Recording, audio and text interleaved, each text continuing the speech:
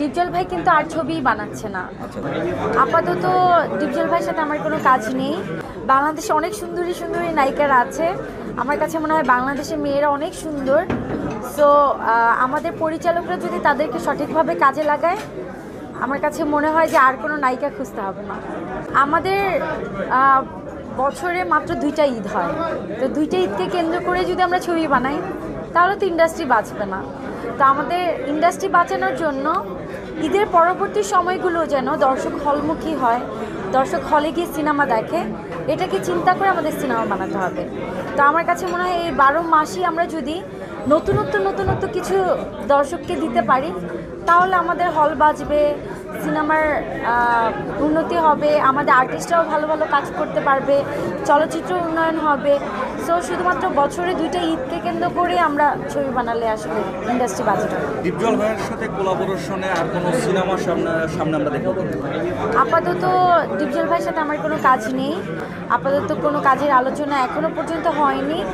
তো দেখা যাক ইন ফিউচার কী হয়। সেটা আপনি কিছুক্ষণ আগে বলছিলেন যে আসলে ডিপজল ভাইয়ের যে প্রোডাকশন, সেই প্রোডাকশনে ইদানিং আপনি সামনে সিনেমা করছেন না, কিন্তু আমরা দেখেছি আপনি ডিপজল ভাই অনেক সিনেমা দেখেছেন। আসলে কোনো মনোমালিন্যের কোনো ব্যাপার আছে না। ডিপজল ভাই কিন্তু আর ছবিই বানাচ্ছে না। উনি অসুস্থ, উনি মাঝখানে নির্বাচন নিয়ে ব্যস্ত ছিল। তো এখন উনি কোনো প্রোডাকশনে কোনো ছবি করছে না, বানাচ্ছে না। তো এই জন্য ডিপজল ভাইয়ের সাথে আমার আর কোনো কাজ হচ্ছে না। আমি এখন বাইরের প্রোডাকশনে অনেক কাজ করছি। হ্যাঁ, এবার ঈদে আমি তুফান ছবিটা দেখেছি হলে গিয়ে, আমার কাছে খুবই ভালো লেগেছে। মানে তুফানের মতোই ছিল। আপনি তুফানে 2টা ক্যারেক্টার পেয়েছি, সাকিব খানের কোন ক্যারেক্টার সবচেয়ে বেশি আপনার মন কেড়েছে, তুফান নাকি শান্ত? তুফান না শান্ত? অবশ্যই শান্ত, কারণ তুফানকে আমার একদমই ভালো লাগেনি। যে কথায় কথায় মানুষকে মেরে ফেলে, যার ভিতরে কোনো ভালোবাসা নেই, যার কোনো হৃদয় নেই, যে মানুষকে বিশ্বাস করে না, তাকে আমার অবশ্যই পছন্দ না। শান্ত ক্যারেক্টারটা সুপার ছিল। মানে আপনি একটু আগে বিয়ের প্রসঙ্গ বলছিলেন, শান্তর মতন ক্যারেক্টারকে আপনি বিয়ের জন্য চান যে আপনাকে পাসওয়ার্ডগুলো দিয়ে দিবে?